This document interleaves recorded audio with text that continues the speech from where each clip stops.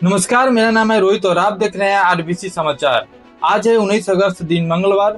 खबरों को शुरू करने से पहले एक नजर सुर्खियों पे। बीजेपी ने यूपी चुनाव के लिए कसी कमर, संगठन में बड़ा फेरबदल। 2027 विधानसभा चुनाव से पहले बीजेपी ने उत्तर प्रदेश समेत चुनावी राज्यों के लिए नई जिम्मेदारियां तय की। राहुल गांधी के बयान पर सियासी घमासान, राजनाथ सिंह ने साधा निशाना। प्रधानमंत्री मोदी पर राहुल गांधी की टिप्पणी को लेकर सत्ता पक्ष ने तीखी प्रतिक्रिया दी है।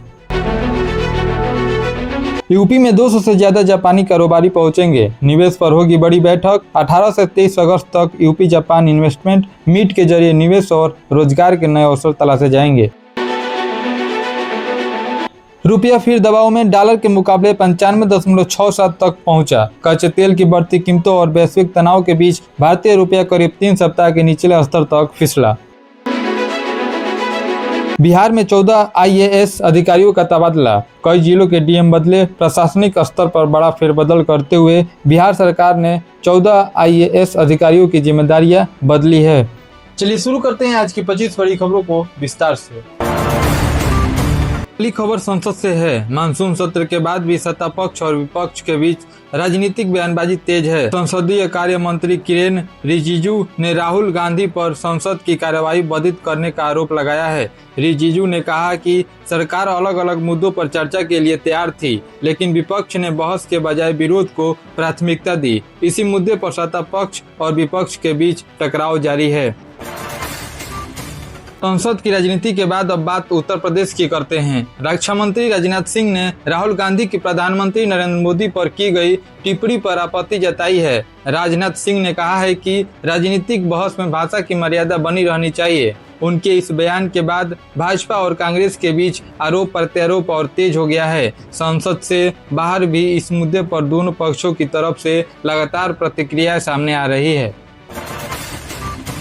राजनीतिक बयानबाजी के बाद अब उत्तर प्रदेश से खिलाड़ियों के लिए बड़ी खबर है। मुख्यमंत्री योगी आदित्यनाथ ने कहा है कि देश के लिए पदक जीतने वाले 500 और खिलाड़ियों को सरकारी नौकरी दी जाएगी। योगी ने कहा है कि खेल प्रतिभाओं को आगे बढ़ाने के लिए सरकार लगातार काम कर रही है। उन्होंने निजी खेल एकेडमियों से भी प्रतिभाशाली खिलाड़ियों को तैयार करने में सहयोग करने की अपील की। इससे प्रदेश की खिलाड़ियों को रोजगार और प्रोत्साहन मिलने की उम्मीद है।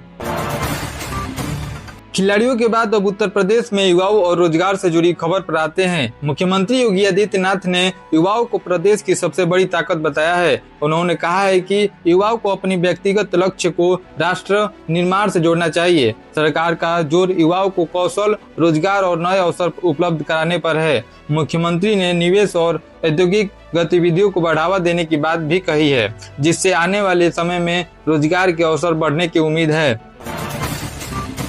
रोजगार और निवेश की बात चली है तो अब यूपी में जापान से जुड़ी बड़ी खबर सुनिए। उत्तर प्रदेश में जापान इन्वेस्टमेंट मीट के तहत 200 से ज्यादा जापानी कारोबारी, उद्योग प्रतिनिधि और नीति विशेषज्ञ पहुंचे हैं। इस बैठक में निवेश, तकनीक और रोजगार को लेकर चर्चा हो रही है। ईडा क्षेत्र में हजारों करोड़ रुपए की परियोजनाएं भी चर्चा में हैं। सरकार को उम्मीद है कि जापानी निवेश से प्रदेश में विनिर्माण और रोजगार के नए अवसर तैयार होंगे। अब रुख करते हैं बिहार का, जहां छात्रों के लिए महत्वपूर्ण खबर सामने आई है। मुख्यमंत्री सम्राट चौधरी सरकार ने विद्यार्थी सहयोग पोर्टल शुरू किया है। इसके जरिए छात्र अपनी शिक्षा से जुड़ी शिकायतें ऑनलाइन दर्ज करा सकेंगे। सरकार के अनुसार शिकायतों के समाधान के लिए समय सीमा तय की गई है। इसके अलावा शिकायत शिविर और सहायता की व्यवस्था भी की गई है। सरकार का दावा है कि इस व्यवस्था से छात्रों की समस्याओं का समाधान ज्यादा तेजी से हो सकेगा। छात्रों के बाद अब बिहार के गरीब परिवारों से जुड़ी बड़ी खबर पर नजर डालते हैं। मुख्यमंत्री सम्राट चौधरी ने गरीब और पात्र लोगों को राशन कार्ड से जोड़ने का लक्ष्य बढ़ाने की बात कही है। सरकार के अनुसार बड़ी संख्या में लोगों को पहले ही राशन कार्ड योजना से जोड़ा जा चुका है। अब 1 करोड़ पात्र लोगों को जोड़ने का लक्ष्य बताया गया है। साथ ही भूमिहीन परिवारों को भी जमीन उपलब्ध कराने की योजना पर भी जोर दिया गया है। बिहार से ही अब एक बेहद गंभीर खबर सामने आई है। लखीसराय के अशोक धाम मंदिर के पास भगदड़ की घटना में 7 महिला श्रद्धालुओं की मौत की सूचना है, जबकि कई लोग घायल हुए हैं। घटना के बाद प्रशासन ने राहत और बचाव कार्य संभाला। मुख्यमंत्री सम्राट चौधरी ने मृतकों के परिजनों को 4-4 लाख रुपए की सहायता देने की घोषणा की है। घटना के बाद मंदिर परिसर में भीड़ प्रबंधन और सुरक्षा व्यवस्था को लेकर सवाल उठ रहे हैं। अब वो बात करते हैं प्रधानमंत्री नरेंद्र मोदी से जुड़ी बड़ी खबर की। स्वतंत्रता दिवस के संबोधन में प्रधानमंत्री मोदी ने ऊर्जा सुरक्षा, आत्मनिर्भरता और विकसित भारत के लक्ष्य पर जोर दिया था। सरकार ऊर्जा क्षेत्र में संसाधनों और नई तकनीक के विस्तार की दिशा में आगे बढ़ने की बात कर रही है। प्रधानमंत्री ने युवाओं, रोजगार और देश की क्षमता बढ़ाने को भी महत्वपूर्ण बताया।